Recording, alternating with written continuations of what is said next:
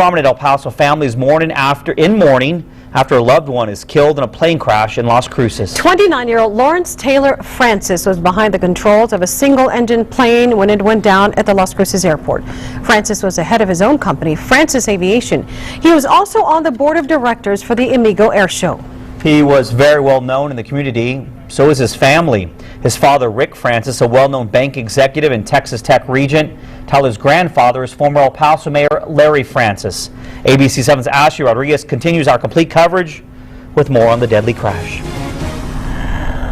About 3 witnesses were inside the airport when the plane crashed, and they described seeing the plane come down, straight down at a 90-degree angle and hit the ground.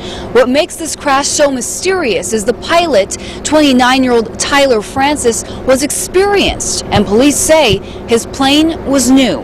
He had heard the plane sputtering. He looked up. It sounded as if the engine wanted to start, but it would sputter, start again and sputter. Lieutenant James Fritz talked to the media moments after notifying the Francis family. I spoke with Mr. Francis earlier this morning at Santa Teresa Airport. Obviously, it's very devastating. It's unexpected.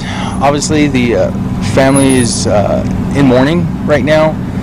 They appreciate privacy at this time. The incoming plane hit the asphalt just more than 100 feet from the terminal. There was no fire. Police believe Francis died on impact. He says he does fly frequently over to Las Cruces Airport. Francis's company supplied fuel to customers at the Santa Teresa Airport. Recently, Francis Aviation was named the fuel service provider at the Las Cruces Airport. Just put everything to a complete standstill here. Francis, seen here in an interview last year, was not only kind and friendly, but passionate about flight. During the interview, I remember him encouraging me to take up lessons myself. I'm about a quarter out from where the crash happened at the airport. That's where police have put up barricades and are preventing the public from coming in, although commercial flights are still allowed.